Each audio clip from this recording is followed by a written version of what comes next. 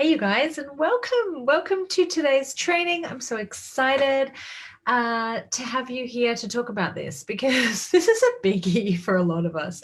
New Year's resolutions, many of us have them. If we don't have New Year's resolutions, we have created goals or we have plans, at least for 2022, that we would like to see come alive. We would like to see them come to fruition.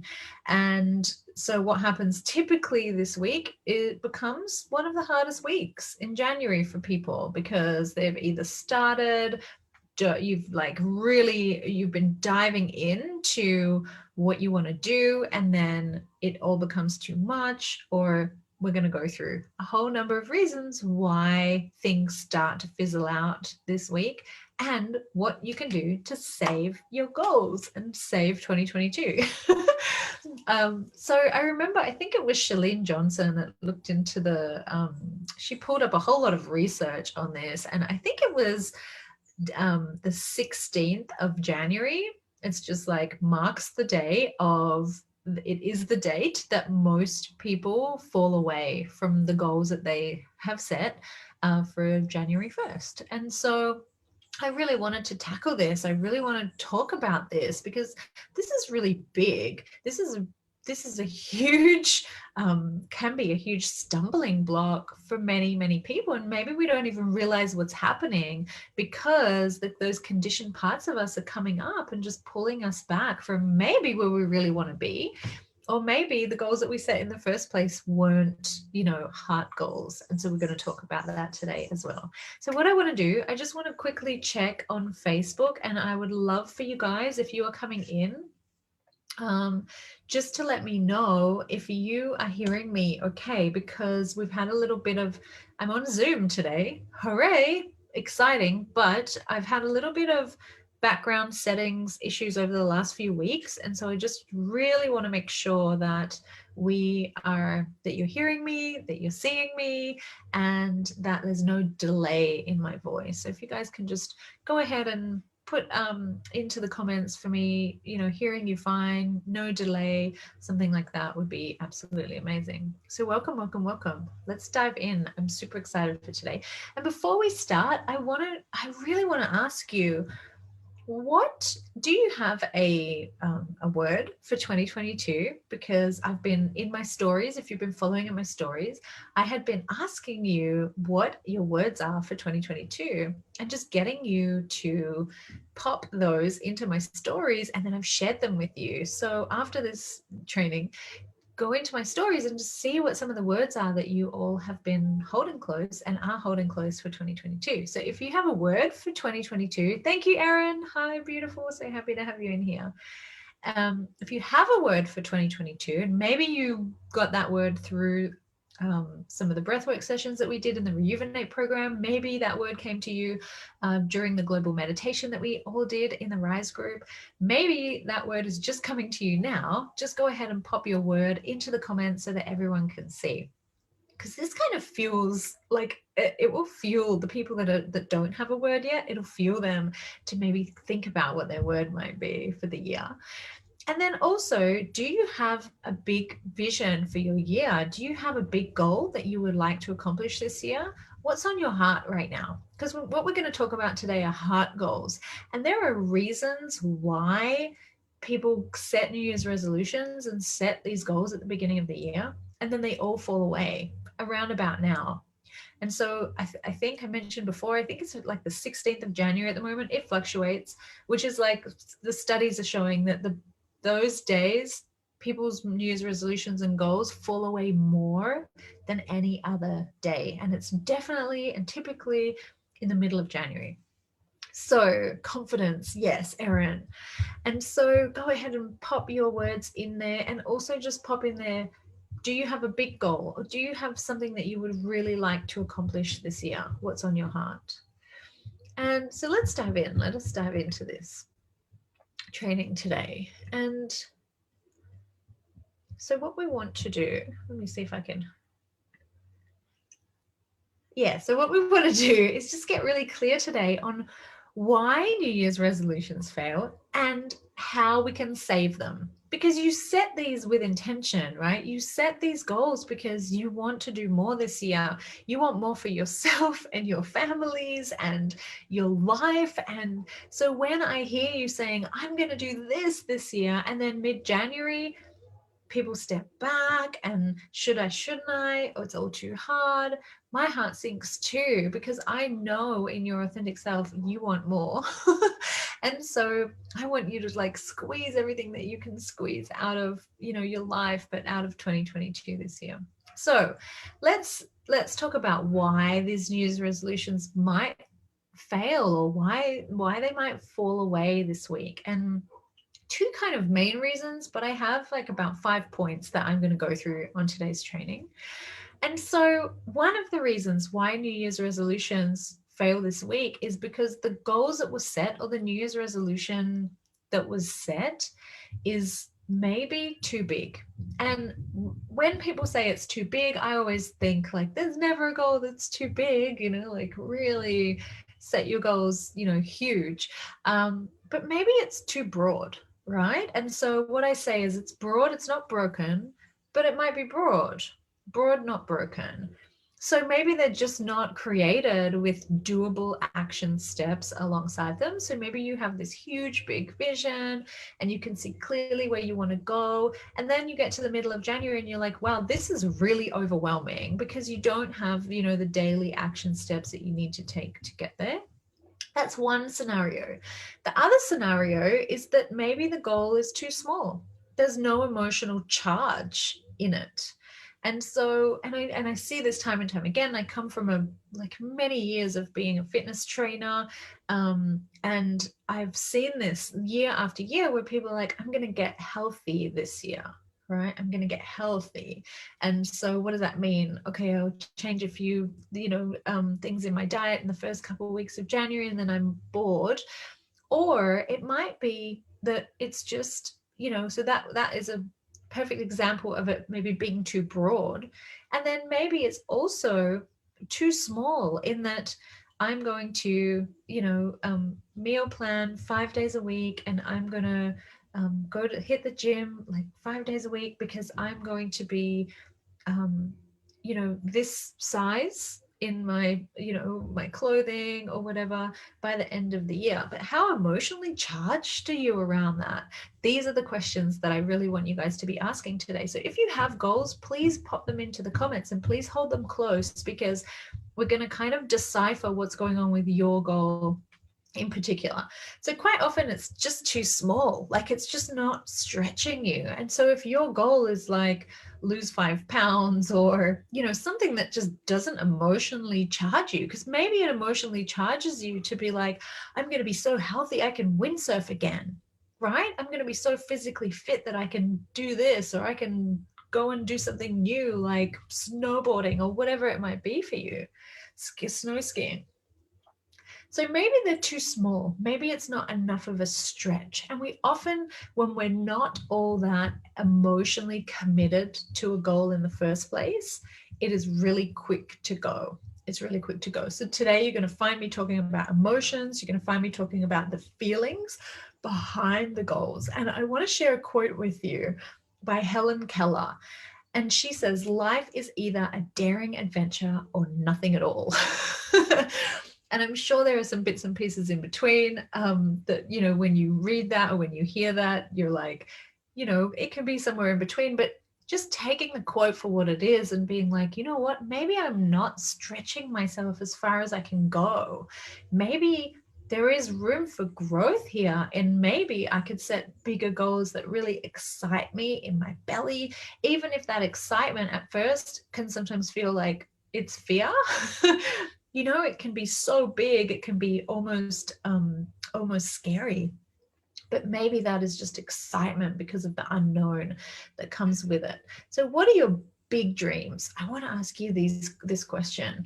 What are your big dreams? And if this year equaled anything for you, what big dream would it equal? So let me just have a look and see if there's any comments. Okay. Yeah, so if this year equaled anything for you, what would it equal? And what is the biggest dream that you could fathom, like that you could come up with, that you could possibly come up with? And I want you guys to hold this close and just see, is this a heart goal? Like, is this something that would truly make me happy? So a couple statistics for you. Every year, more than 50% of people make New Year's resolutions, and around 80% of those New Year's resolutions will get abandoned around this time of the month in January. 80%, 80%. That's 80% of people who are reverting back to their comfort zone. And you guys know, if you have attended the workshops or if you're in the Rejuvenate program, that you know and understand deeply the workings of the conditioned self versus the authentic self, and the living in the comfort zone of the small circle and the expanding of our life, and like really living in that big circle.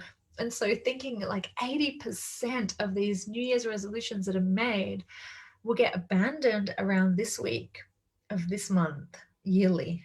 And so year after year after year, people are making these goals and setting these intentions, and none of it is actually coming to fruition. Like 20% of these resolutions are actually being held for longer than a few weeks. So why do our New Year's resolutions just not keep going? So one of them is that it's broad, it's not broken. We really want to break it down into these smaller pieces so that we know the actionable steps. The other one is that it's too small. There's no emotional charge. And so we want to talk about the feelings and the emotional charge of setting goals. And this goes for any goal setting. It doesn't have to be a New Year's resolution. It can be goal setting at any time of year. My question to you is your goal about you? Is your goal about you? Is it a heart goal? Is it something that's been on your heart for a long time? Is it something that you've always wanted to do in life but haven't done it?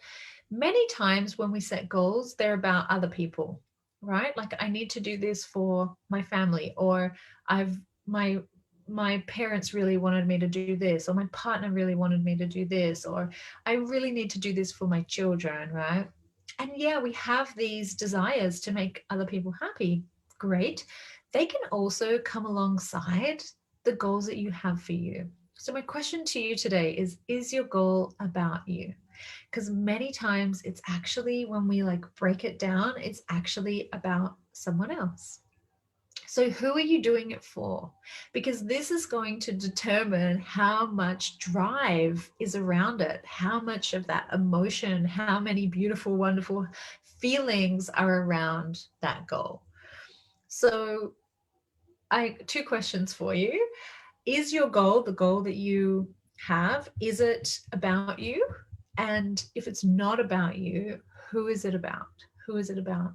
And it doesn't mean that the goal is not valid. It just means that we need to have a look, at the goal itself and get some of these feelings and these emotions around it if it's something that you really want to accomplish. Another way of looking at it is you can ask the question, what do you really care about this year? What do you really care about this year? And I'm going to throw a few questions at you, because these are all questions that can get you really clear on your goal and how you feel about it. So what do you really care about this year? What would you really love to see this year? And then another question you can ask is, what am I here to do? What am I here to do in this life? What am I here to do, on this planet? What am I here to do for others? What am I here to do? Is there some element of service? Is there something that you feel like you are here to do, some sense of purpose, right, that you have?